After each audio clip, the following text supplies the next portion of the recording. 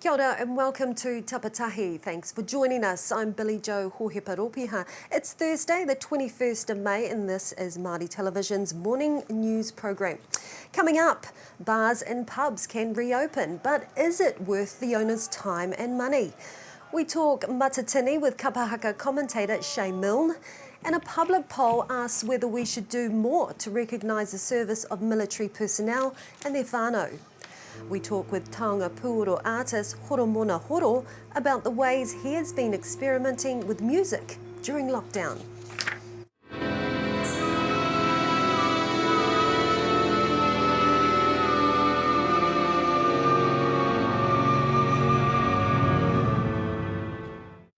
But first, here's the news with Piata Melbourne. Tēnā koe Billy Jo, kai aku rangatira huri noi te motu rarau mai rā. Kua karangahia te ka hui me mapārimata o nā hinara kia hui tahi rātau ki pōne ke āpōpō. Me nohoa Simon Bridges hei kai ārahi, me tohu rāna ia Tob Muller hei rangatira hou. Ko ia nei te take e ka āta whiriwhiria whaimuri te hekenga o nā hinara i roto i nā tatauranga pōti o te wā. Ka piki pea nā tatauranga kāinga kore o te motu nā te tāharahara o ngā whiwhina pūtea whaimuri i nā pātana ma te korona.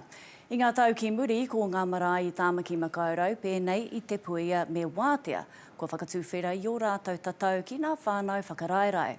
Ka mutu he take tēnei kua te putia anō. Hei tā huri moana Dennis, kai ārahi o te kaupapa manaaki tangata ki te pēhea marae, kua huakina kētia ngā kuahau o te puia mai te timatatanga o te Taumata Ōhiti tuawha, he whārau te kaumā waru rā tāngata kua noho nei ki o rātou whare. I mua o te C19 he te taumaha ake. I naia nei, taumaha ake ke mō rātou. Pohara tonu ana. Ko te tino a wangamanga mō mātou, te nuinga o ngā whānau kainga kore i haramai nei ki te whare te puia he whānau Māori, te nuinga o rātou. Kāre au e tino mohio hea te tino rautaki whakautu mō tēnā, engari kia hau nei ina ka mahi tātou keiraro o tētahi mahere rautaki Māori e pai ake te hurahi mō mātou. I kōrero hoki te pirimia mō tēnei take. I know the work wātea and others have been doing has been incredible through this time, and they've played a significant role in providing for whānau. We've looked to try and support that where we could, and what I'd like to see is ongoing partnership, working together to make sure that where those community organisations, be it marae, be it other NGOs, that actually we acknowledge that they do have those connections with whānau. They are reaching into where the need is and that we need to walk alongside them in that. Kua whakakorea nā whakataetai kapahaka ārohe o Waitaha i te Waipounamu me Aotea i te tai hauāuru. He whakatau i puta, whaimuri i te whakahau wā te matatini ki ngā rohe e rima kāhore anō kia tū. Mā rātau anō tā rātau ake tukana e whiriwhiri whaimuri i ngā whakararu o te mate korona. Whai mātau i tēnei rautaki, i tuku a tērā kōrero ki te poari, ana tōna toru haora pēr te roa o te matapakinga katahi ka whakae te katoa ki tēnei whakatau. I reira ētahi e whakahē ana i te timatanga o te hui. I rongo mātau i a mātau anō, i puta e rātu kōrero, engari i te mutunga iho i te kite te katoa i te hua o tēnei whakatau. Te kau mā whā ira 7 miliona tāra no te puna pūtea whakawhanake ārohe, kua tohua e nui atu wai ngā huarahi mahi me ngā hōtaka mātauranga i ngā rohe i rongo i ngā pānga ōhanga o te mate korona. Kia wete kina i ngā here, kia kauara wātu e aka tōmuritia, kia kauara wātu e ororungia ngā kaupapa whai mahi. Ka aro tō tika tēnei pūtea āwhina ki ngā momo mahi whakangungu, whakaako, whakakoi hoki i ngā pūkenga o te tangata, i ngā mahi rori, ahu whenua, ahu ngā here hoki. Me whāngai e mātou te kāwanatanga, he pūtea ki ngā kaupapa kia timata wawea i ngā kaimahi, haere ake atu i te kāinga whiwhi oranga ai maroto i te mahi. I timata mai hea akoranga mātauranga Māori i te wā pākati, nā wai ka tipuhei āhurutanga hauora hinengaro mō ngā tauira. We lost one of our kōrero on I think the first week of lockdown. And then the sessions started in Zoom in the second week. But what actually happened in the first session in Zoom was that a lot of our students wanted to talk about the loss of their mate and friend and colleague, if you like. I ngā kapa Super Rugby e hara tau ana I mua I te whakarewanga o te whatina o te tau nei.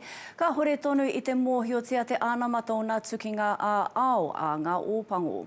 He oi e hikaka ana te toa ōpango a Aaron Smith ki te tākoro mā ngā ōpango Māori ki te tūpono mai. I think we're lucky as rugby and that the NZRU and that have been able to get us back in training. We're very lucky. Some people aren't even back at work yet, and we're very privileged with our position, and as players we are trying to be grateful for that. A kāti, koe nā tāte ao Māori mō tēnei wā, ka hoki atu anō kia koe Billy Joe. A public poll is asking whether we should do more to recognise the service of military personnel and their whānau. The Veterans Advisory Board say a kāwanatanga or covenant could acknowledge the potential hardship personnel and their whānau face if they're injured or killed in service, for example. Fiona Cassidy, a member of the Veterans Advisory Board, joins us now to talk about the initiative. Morena. Morena. So why do we need a kāwanatanga for military personnel? If I may just take a little step back, I think it's around the context of what is the armed forces and what they do. And I don't think people realise that people who join the services have a unique profession. When they sign up to being in harm's way. They sign up to taking orders, they sign up to being deployed at short notice, and they sign up to be away from their families. And they can do that immediately. And if we just look at recent times, we've been in Afghanistan, we've been in the Pacific, we've been in Kaikoura, and even more importantly, we've been at COVID-19. What the kāwanatanga is about is a recognition between New Zealanders and everybody who serves that our service people should be recognised. It's not about money. It's actually about a commitment to recognise who we are and how we can help as we transit between worlds. So they're currently not recognised? The military is a really difficult creature. When you're inside it has its own unique culture, it does things differently. But do New Zealanders actually know what we do? Do they actually recognise what they give to society? And we don't think they do. What we found from the research that we've done is that people don't know how to transition to the next world. When they come out of the military, people don't recognise their skills. They don't ask for help, those who have been in the services, because they're proud. So I think what we're asking for is Kiwis to say, hey, that's our service people. They've done good service by us, and we want to help them as they go forward into communities. So this is really about when they transition into civilian life, say? Yeah, it's an all-encompassing thing. Okay. So how will this work in terms of whānau support? Well, I think what we need to remember is that when somebody actually joins the service, we're there with their family. Their families are the ones who are left behind looking after the children, looking after the whānau. People can be away for months and sometimes even years. What we want people to be able to do when they come through into the civilian world is be able to ask for help. Research finds that there can be significant health impacts on those who are in the services. In addition, it also shows that service personnel don't ask for help. What we'd like communities to do is say, hey, these people are part of us, they've got amazing skills, how can we help them be part of tomorrow? And of course, New Zealand in general. Kia ora. A kāwanatanga suggests the government isn't looking after our servicemen and women. Is that the case? No, what we've got is a really complicated situation. If we look at people who are actually in the service, they get wellbeing and they get healthcare. But Veterans Affairs as it currently stands will not support people unless they have actually been on operational service. So what we are asking for is like a navigator. If you've lived in a different world and you've had a different environment, do you actually know how to apply for a benefit? Do you know how the health services work? So it's actually providing that type of support. There's lots of support, dare I say the word navigator, but somebody to help them as they transit through. Okay, so what will this survey provide the board? So the survey actually came out of the review of the Veterans Act, where many veteran communities out throughout New Zealand said, hey, we'd just like some recognition. So what we're hoping is that the survey will say that New Zealanders do support the service, that they are actually committed in a real way to saying, this is our promise to help our people go forward. Hey, it's really easy to be involved. All you need to do is go to, I'll do a plug here, veteranaffairs.mil.nz and have your say. Because the New Zealand Armed Services actually belong to the New Zealand people, and that's all we're asking. Mm. And what are whānau of servicemen and women saying? Well, the researchers said, and again, we've actually met with a whole lot of groups, is we actually believe they do a really great job and they just want to be recognised for that. They want to be able to take those skill sets into the community. People don't know what soldiers do. They don't know what sailors do. They tend to think it's all about war stories. It's not. The skill sets that they have are actually fundamental now more than any other time as we come out of COVID-19. Yes, and you're on the board, but you also speak with experience. You were a major in the army? Yes, I was really lucky to serve in the 80s and 90s and actually did operational service both in the Middle East and also in Bougainville. And so what that does, and, you know, for me it was probably a little bit easier because I was lucky enough to fall into public relations and have done that for the last 30 years. But the transition is hard because when you come out as a soldier and say, this is what I've done, it doesn't necessarily equate to people seeing that's a skill set. You know, I can do logistics. What does that mean? I can actually get people to move. I actually have leadership skills, but often that's not how we are seen. Kia ora. Kia ora, and good luck with the survey, Fiona Cassidy. And let us know what you think about today's program. Post your feedback on our Facebook page or send an email to tapatahi@māoritelevision.com. We'll be back after the break. Kia ora. Bars and pubs have had to wait an extra week to open after the move to Alert Level 2. But can they now open their doors from today? However, customers must be seated. Tables must be spaced out and each table must have a single server. And only table service is allowed to prevent people gathering at the counter. Steele Williams, a bar owner in Hamilton, says enforcing physical distancing and maintaining hygiene standards will be a tough call. Steele Williams joins us now. Morena. Morena. So what kind of bar is the book club? I know it's not a library. So we operate two sides to our bar. One side is a strip club, they're pretty different. And then the other side, we're a bit of a balcony bar and nightclub sort of buzz. So we try and offer two different sort of settings for people and you can enjoy a different buzz whichever side you play. Okay, so quite an offering there, Steele. Will you be opening both establishments? I guess today officially we would be able to, but as far as sort of we've done a bit of research and did some forecasting, it's probably it's just not going to be worth it for us to open. Open which establishment? The Either. Nightclub or the strip club? We're probably not club? going to open as a whole. Sorry? We're probably going to stay closed as a whole.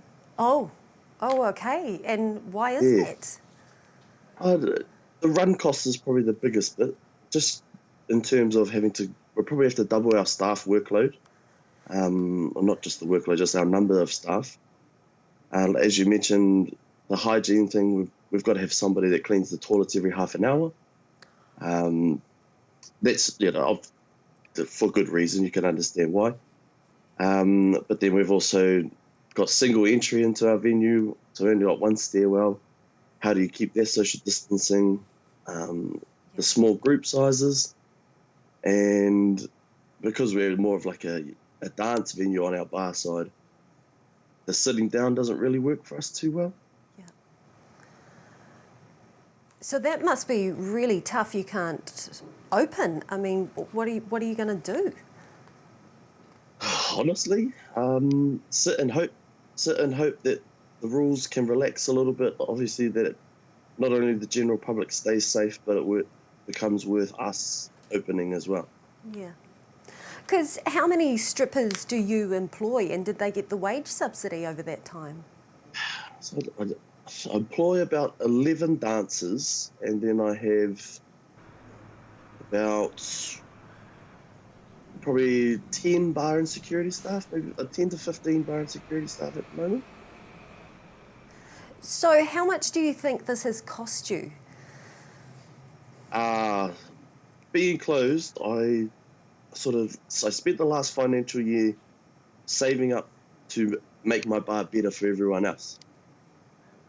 And as soon as COVID hit and we had to close, that money that I had earmarked as for upgrades has now become the money that's carrying me through. So the dollar figure's hard to know just yet. I mean, obviously I don't have any income coming at all. Thank you for the wage subsidy. That's the only thing that's meant that I can keep food on my table. And yeah, I mean, it's hard to put an exact number on it, but it's not great. So how do you rate the government's support of business owners? Good. I think that they've made a pretty good plan overall. There's just a bit of grey area that makes it difficult for business owners to future-proof. I think that being allowed to do some things in some places and then not being able to do some things in places that might not pose the same risk makes it a bit difficult.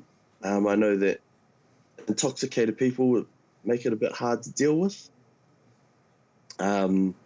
It's probably a bit harder to deal with some intoxicated people than going back to school and looking after kids. But I think the response is good. It's just some clarity would have been a bit nicer, and just little things, like not being able to go to a tangihanga, but you could go to the gym, or little things like that where you don't understand the measure or how they get it, well, the numbers that they give you, but I guess you've got to trust them to a degree and hope that it works out for the better. Because what was business like pre-COVID? Was it good? I don't want to blow smoke up my own bar and say that I'm the best around, but it was good. People came to us and had a great time, and we made sure that we offered a good time. So we were doing all right for a new bar. We're 2.5 years old, so we're probably one of the newest bars in the city, and we were doing well. So I was happy we were at. Yeah. Do you see other bars closing their doors or going out of business because of the restrictions? Yes, I do. There'll be some that won't survive, unfortunately. There'll be others that will struggle, might just get through. I mean, the government packages where you can get a short-term business loan, helpful, but you're putting yourself into debt. So it's so it's interest-free and deferred payments, but how am I going to make that money to carry on? Yeah, because they'll struggle. Yeah, because how could that whole social distancing happen in the strip club? It'll honestly just become a watch. You pay to watch, and there'll be very little to no interaction. Because tipping would be quite difficult. Tipping, you normally have a lot more one-on-one interaction, whereas instead you're sort of passing the bucket around and hoping that people are going to appreciate what you can do on the stage more than how well you talk to them, Hey, thanks for joining us this morning, Steele, and good luck with the business. That's right. Thank you very much for having me. Iwi and Māori communities want to be involved with the rebuild of our economy, resetting treaty relationships post-COVID-19 to improve better economic and social outcomes for Māori is essential. With me now is the Chief Executive from Te Ohu Kaimoana, Dion Tuuta, to discuss resetting the Crown-Māori relationship. Morena. Morena. Did you bring me any crayfish?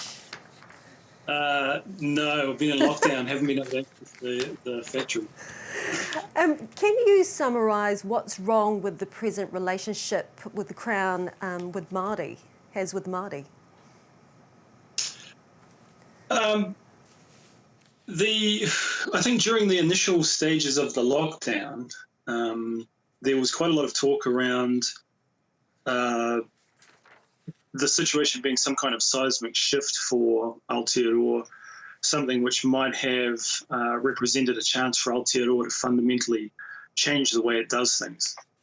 And I was keen to understand whether the pandemic response might trigger some form of mechanism which could help address Māori inequality over time, something which Māori have been calling for a long time, and how the treaty framework might might feature in that.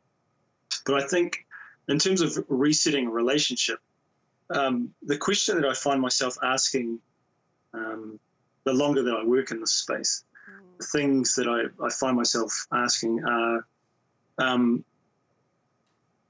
is there really do the people in power, do they actually have a real relationship with Māori communities, with the Māori communities that actually need help? So rather than reset, is there actually an existing relationship to begin with? And my question goes beyond the politicians themselves because they're really the tip of the political iceberg. So I'm really talking about the political advisors who we don't see. I'm thinking about the members of the bureaucracy who develop the policies that guide our laws and guide the allocation of state resources. That's where much of the real power lies, and that's where the real relationship is actually required. I don't know if I'm on this. Oh, there I am. Where the relationship is required. So it was. I wrote an opinion piece recently, and my contention with that was that the vast majority of people working within government simply might not have enough interaction with Māori, might not actually have any kind of relationship with Māori society at all, and therefore are possibly incapable of understanding how to improve Māori outcomes, or possibly even caring about it. Because COVID-19 didn't create Māori inequality. Years of state neglect did that. So, and government tries to manage its relationships with Māori communities through organisations like Te Puni Kōkiri, through organisations like Te Arawhiti. And I'm not criticising those organisations, they do great work. But the question that I often find myself asking is how influential are those organisations over agencies like Treasury, agencies like the State Services Commission, which do have a lot of influence within the state sector. So we need leadership within the state, the machinery of the state, that at all levels that have meaningful connectivity with Māori communities, and enough influence to redirect resources to where they're needed within our communities over a sustained period of time, not just during one-off budget allocations, for instance. So during the lockdown, I read quite a very good opinion piece by Joshua Hitchcock, who noted that when it became apparent that Pākehā middle class New Zealand was going to suffer the same sorts of conditions that Māori had experienced for the past 140 years, government opened its checkbook. In its first week, this was really interesting. In its first week, more money was paid out in wage subsidies than the entirety of the 25 years of the treaty settlement process. Billions of dollars were spent to ensure that the unemployment rate for non-Māori didn't reach the levels that Māori have been experiencing for the past 30 years. And so wouldn't it be great if the government and the state cared about Māori that much? And but in order to care about something that much, you have to have a real connection to it. And that's really about, fundamentally, when you cut through it all, that's really about knowing people and having connections in some form. Yeah. Do you think essentially the problem is that the treaty is not seen as a legally binding contract? So we'll never be true partners? Well, I think there are certainly constitutional implications of that nature. And it's one thing you do see when you work in the treaty space, like I have for most of my career, you do see that. I always quote Sir Tiffany O'Regan on this. He always talks about the Crown has a lobotomy every 3 years. So you can sign a treaty settlement, and then which has all sorts of promises and things in it, and then then it's forgotten about. So the way that our system works is not, Māori don't forget these things. Māori, the way that we live, the way that we think, we live up to our promises. We're here, we hold fast to these things. But our political system and its 3-year cycle and the chase for votes seems to have a negative consequence for those long-term relationships. And and part of the solution to that, I think, but the one thing that is consistent on the government side is actually the state itself, the machinery of government. So while politicians at the top may come and go pretty quickly, the institution that serves them, being the government itself and the various agencies, that is relatively static. And that's where I think the fundamental change in the relationship between Māori and the government, I think there's something that needs to change in there. Kia ora, Dion, mō tō whakaaro I tēnei ata. Thank you for joining us this morning. Kia ora. So let us know what you think about today's program. Post your feedback on our Facebook page or send an email to tapatahi@māoritelevision.com. Now here's Piata Melbourne with the news headlines. Tēnā koe Billy Joe, e ngaiwi o te motu mōrena rā. Kua karangahia te kāhui me mapāre mata o nā hinara kia hui tahi rātau ki pōneke āpōpō. Me nohua Simon Bridges hei kai ārahi me tohu rāna ia Todd Miller hei rangatiro hou. Ko ia nei te take ka ata whiriwhiri hia whaimuri I te hekenga o nā hinara I roto I nā tatauranga pōti o te wā. Ka hore he tangata atu anō kua pāngia e te mate korona, nō reira 1,503 te tōpūtanga tūroro. Te kaumawha ira 7 miliona tāra no te puna pūtea whakawhanake ārohe, kua tohua e nui atu ai ngā huarahi mahi me ngā hōtaka mātauranga I ngā rohe I rongo I ngā pānga ōhanga o te mate korona. He rangahauhou e ki nei ko ngā whānau ka whirinaki ki te pēni hanaka noho e hiarau tāra iti rawa I te wiki ko te pōharatanga te hua. Hei tā te ropu tautoko, tā Child Poverty Action Group, me tere aro tēnei take.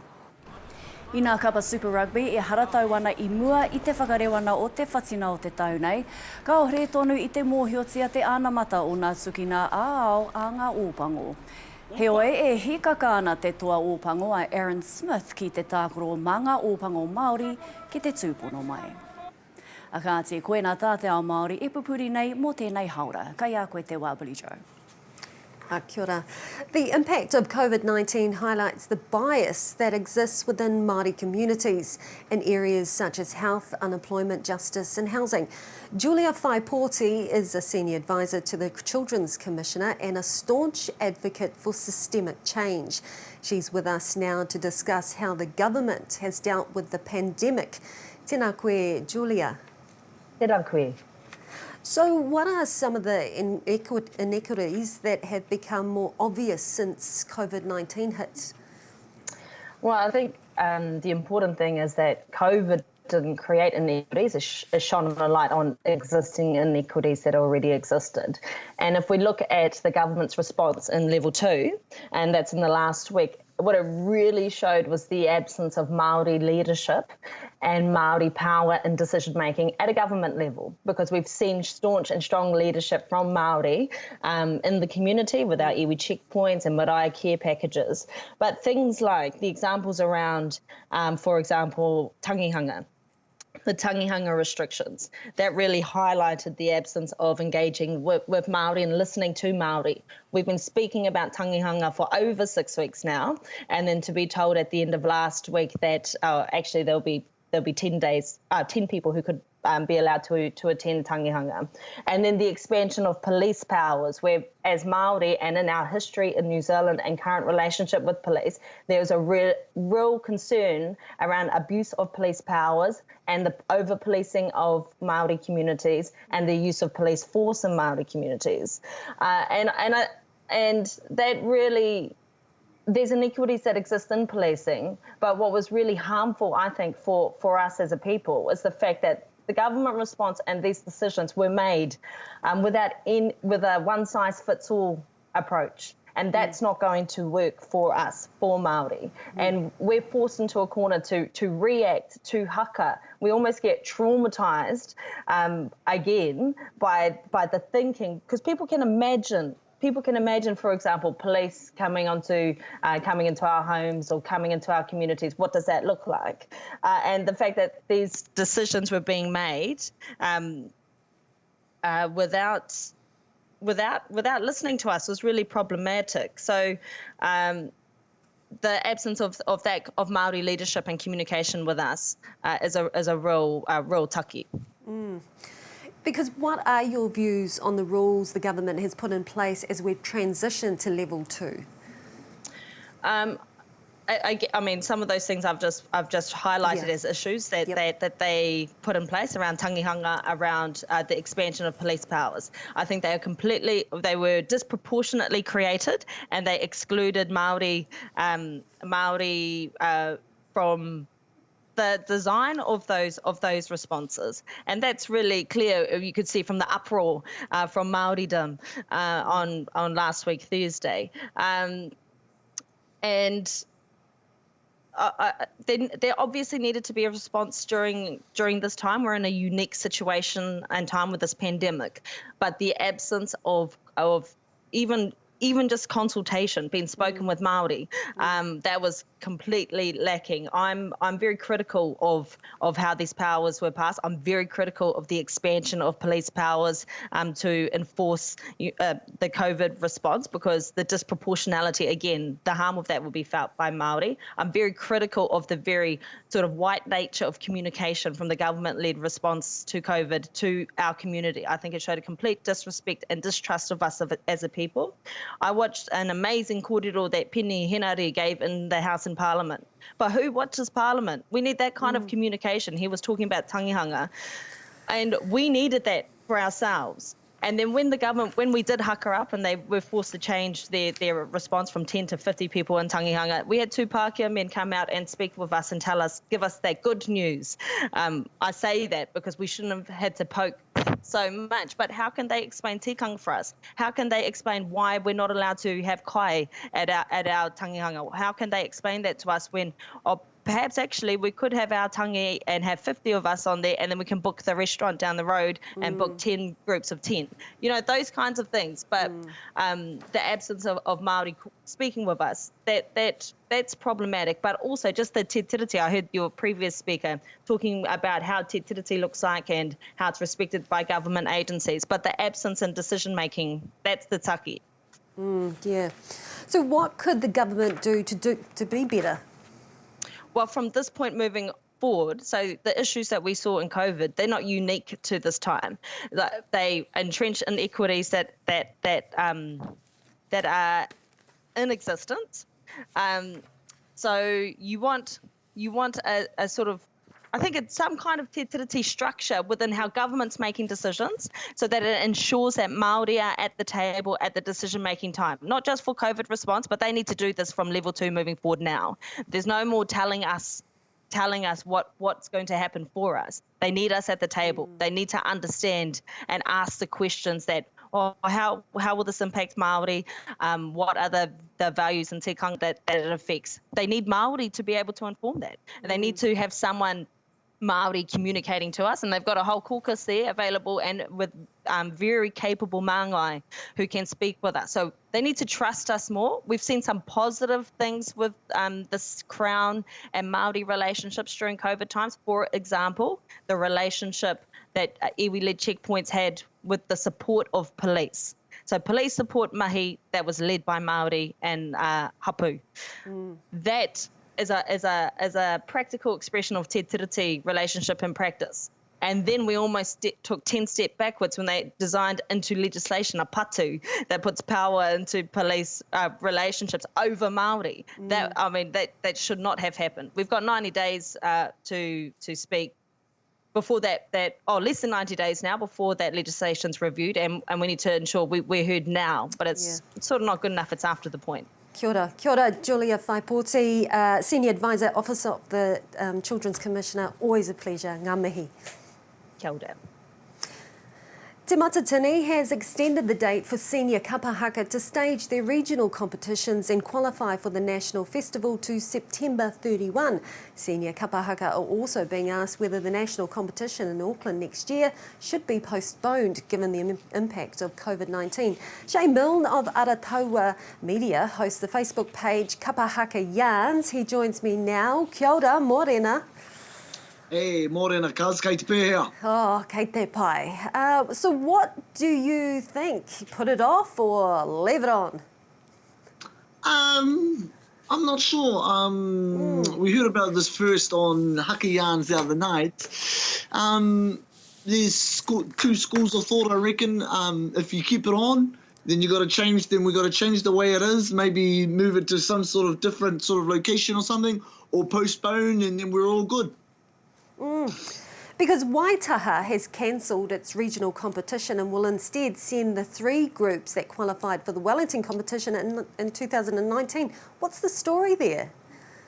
Well, I think it's actually quite smart, actually. We were talking to Junior Tama, who's the koe te māngai, mō Waitaha, and he raised a few interesting points in terms of, they could save a bit of putia.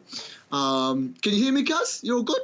Right, yes. They could save putia, and if they were to run a competition outside of this, or post this COVID-19 sort of climate, let's call it, they might not actually have all of their rōpū to stand. So they might not actually get 3 through. So they might as well go with the 3 that represented Waitaha at the last matatini. Now, there was a little bit of raru, rōpū like Te Pāwā Tahu, I think. I'm pretty sure it was them. A little bit pukuriri, and I saw it on your fellow's story yesterday, interviewing our whanauka, Corbin, but there's some pluses and minuses. So I take my hat off to Junior and Waitaha committee for actually making a quick decision, and so kia kaha to them, and along with Aotea as well, they did the same as well, so mihi ana kia rātou katoa. Yeah, because how does this situation affect other clubs? What are you hearing on the yarns? Yeah, well, we get everyone messaging us, and we try and get other māngai on, but no one really wants to come and have a yarn with us. So that's why I got a mihi to Junior as well for saying yes, and coming on. But there's some interesting ones. I know tautoko still has to have their hui. As of yesterday, it was status quo. August 22nd was the next proposed date, but who knows now, one region has made a decision, has drawn a line in the sand, so waika mōhio, so it's going to be an interesting one. So Te Matatini got $2.4 billion in the budget to stage the regional and... 2.4 billion? Million? I was just seeing if you were listening this morning. You made your I was going to say...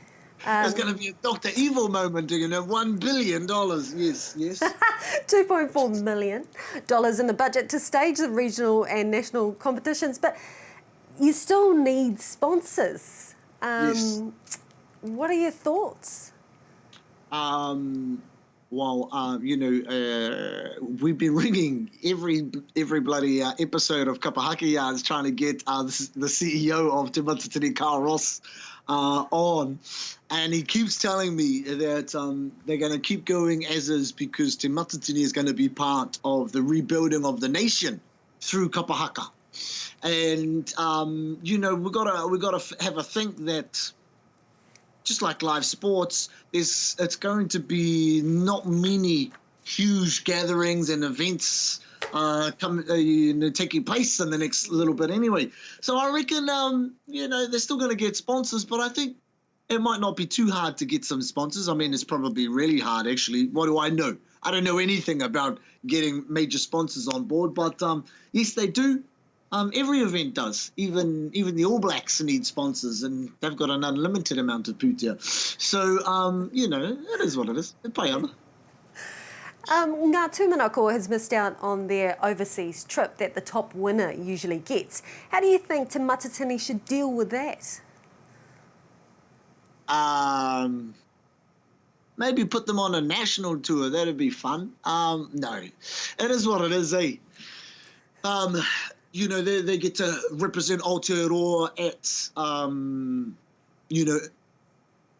hui around the world. No one's travelling, so unfortunately I think it's just a little bit of it is what it is, and hopefully they can win the next Matatini.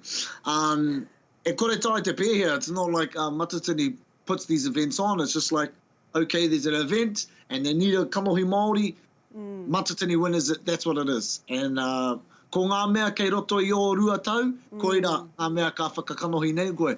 And it's not like it's the same every single year. Some years are amazing, and some years teams don't go and travel. So, e pai ana.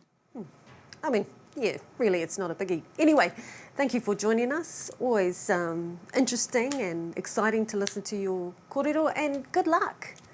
No, thank you, Kaz. Mihi ana ki a koutou a little bit early, actually waking up. It was a bit of an early wake up. But mihi ana ki a whakaata Māori, me nei kaupapa miharo, whakamōhio nei ki te iwi, he aha te aha, and tēnā koe, Kaz, good to see you on TV again. Thank you. Kia ora.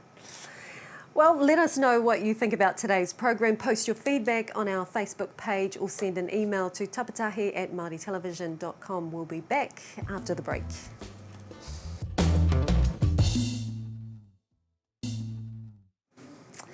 Japan and South Korea are two of our top export destinations. One Māori business has been given the chance to broaden their knowledge of these markets through a new business program called the Polynesian Creative Cluster. Ara Journeys creates augmented reality games designed to preserve Indigenous knowledge. Amber Taylor, the CEO of Ara Journeys, is here to tell us more about the company and the program. Morena. Morena.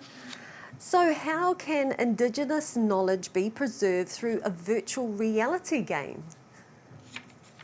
Basically what we're doing is highlighting the relevance of whakapapa and our connection back to the whenua. So what we're doing with mobile gaming is actually moving our gamers into the environment outdoors and then sharing our local stories, our local history and our iwi stories, the untold ones that not many people know about. And the idea behind that is to preserve those for future generations, because as our elders are passing away, so too are our stories and so too is our language. Yeah, so what are some of the ways the Polynesian Creative Cluster program can benefit Māori businesses? I think the holistic approach they have to building relationships is really beneficial. A lot of us smaller startups, smaller Polynesian companies, Māori companies, we don't often get a foot in the door with investors in these countries unless you're a big organisation or you're already making lots of money. So what the group have done at North Asia Cape and Oyster Workshop have designed this program where we actually get the opportunity to form authentic relationships with people who are interested in investing in our companies. And they see the relevance and the importance of culture. So how do you think Japan and Korea will react to Ara Journeys? We've actually only just started the program a couple of weeks back. So we're still really learning. We haven't touched on South Korea yet, but we've learned a little bit about the Japanese market. And one of the things I've learned is they're very traditional people and quite risk adverse. So I think having this, the Polynesian Creative Cluster and heading over there or into that sector as a collective is going to be our strength and our opportunity to kind of explain and give them a little taste of New Zealand and what we do here. And I suppose that all takes time and nurturing that relationship. So how has COVID-19 changed your outlook on business? You know, I feel we were really lucky with COVID. We actually got busier because we're a technology company and our platform's built for tourism as well. So we had a lot of tourist companies come through with queries on how we can take their mahi and put it onto our platform and make that digital. So we were really fortunate in that we hired new people over that break. We work remotely anyway, so we don't have overheads like normal businesses do.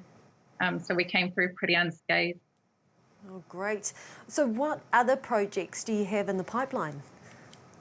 So we've got two big ones that we're working on at the moment. One is part of the Callaghan Sea Prize, which is an environmental impact project. We're looking at basically gamifying citizen science. We've built a game that can collect data for anything. So whether you're looking to collect data on our native manu or our native plants, or if you want pest traps checked and that, we can actually mobilise thousands of people and thousands of gamers to go and do that for you, collect that data and use that to help inform policy and decision making.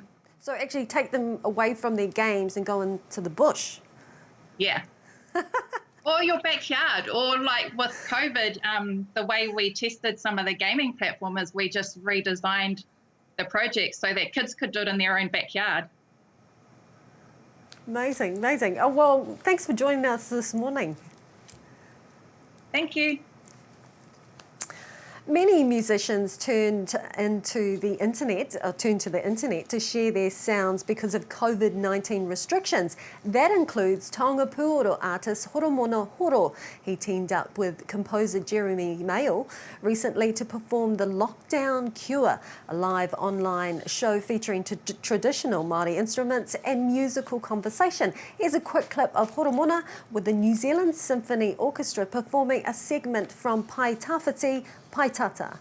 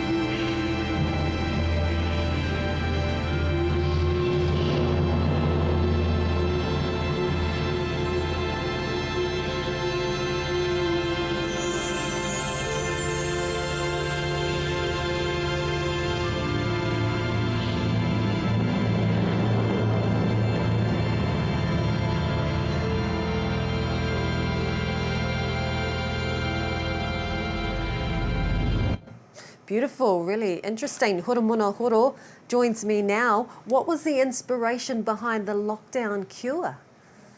Tēnā koutou katoa, tētahi tēnei ka mihi ake kia koutou whakaata Māori, mō tēnei tūmomo āhuatanga, kia tuku nātu ngā karere o te ao, ki ngā whare o te motu. Lockdown Cure was a thought process. As most people know, social media has been pulling out a number of both the amateur musician, the professional musician, and a wide range of creatives to come out and do various forms of performance from their bubble. From their homes. And so we've had performers from whole families doing TikToks all the way through to professional setups in the corner of their garages. Lockdown Cure was, and I suppose being New Zealand Music Month as well, May New Zealand Music Month, we wanted to do sort of an ambionic sonic jam between traditional Māori instruments as well as digital fusion, just to bring another aspect to the social media live jam, just to see if it will work, see how the delays and things will happen through this half-a-second delay on certain social media outputs. And we really wanted to continue to bring, I suppose, that music healing to the wider community of Aotearoa New Zealand through something that we all know how to do, whether it's the spoons, whether it's a pūtātara, or whether it's a guitar. Everybody knows how to jam some way or another. Yes, because hasn't that craze of TikTok just taken off? I mean, oldies like myself, we look like we're swatting flies, but the kids have really, drawn to it, aren't they? Yes, well, definitely. TikTok is the new thing, whereas us oldies are still on Facebook, or the next generation are on Instagram and all the other new things that are out there, doing all the, selfies and all those new things that they do. But I suppose it's a continuing thing to show both young and old, that the interwoven thread between music can fit, whether it's live on the stage, which we can't wait to get back to, because there's nothing like a live performance, whereas through social media, it's continuing to keep those embers going, continuing to keep that fire burning. I've been listening to awesome New Zealand musicians from King Kapisi, Tipene Hama, all the way through to the NZSO, performing online concerts from previous years. And so it's been really a hard journey for a lot of musicians, because having no work, having to do these types of things where you would normally get a fee for being paid, doing performances to help the runnings of your home, doing these live threads have kept the fires, kept the embers going, and hopefully in the weeks and months to come, New Zealand can actually come out and listen to some awesome Aotearoa New Zealand music performing for them. Absolutely, and really excited about that. Now, you had a spot in the Auckland Arts Festival before lockdown. What were you doing? Well, I was invited by one of the directors, Ngā Tapa Black, to be a part of an ensemble, myself, Whirimako Black, Warren Maxwell and Waimahi Hōtere, doing a performance called Ka Pō Ka Waiata.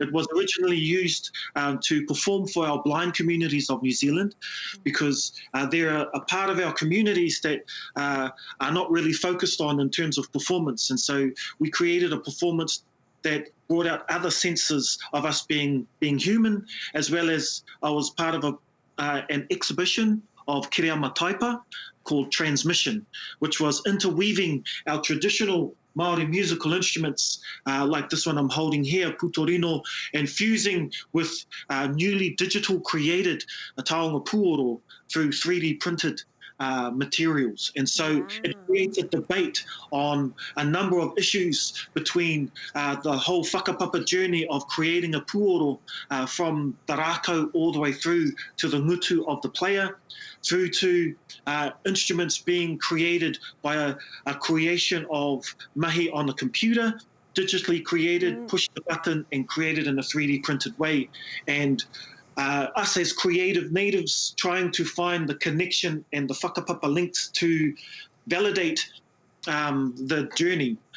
Is there validation in it, or the old debate that's been happening for a while is what's the relevance of a 3D printed putorino to that of something that has been carved from tāne mahuta through to the ira tangata, and compared to 3D printed instruments. And so it's a debate that's the embers of that particular flame are firing, because it asks us a lot of questions. We're in the technological world today, and what processes do we use to be careful to still hold and uphold the mana of our traditional arts in this new technological digital world we're living in. That's right, and it's not taken away from our traditional, but it's using, I suppose, materials that we have now. Was there a difference in the sound?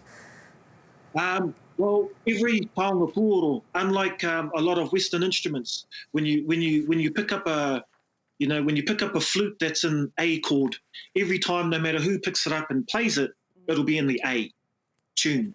Whereas a taonga puoro, every carver carves a putorino differently. Every carver carves a kōauau differently. And depending on the lips that play them, you'll have slight variances. Taonga puoro are a monotonal form of musical instruments. They play around with the very light subtleties of vibration and frequency. And so playing with the 3D printed instruments felt differently. But when Piriama and I had a talk, which is online, there we have a discussion point to talk about whakapapa relevance and musical relevance. Beautiful, ngā mihi. And of course, with different sized lips, you're going to get different sounds. Anyway, ngā mihi e hoa for joining us this morning as I pucker my lips up. No. Okay, well, everyone, whānau, that ends our beautiful show. Thank you to our guests and thank you for joining us. Tomorrow on the show, Brian Tamaki tells us he'll keep flouting level 2 restrictions, and technologist Kaitiana Taiuru tells us about the government's new contact tracing app. Join us then. Hei kona, mō tēnei wā.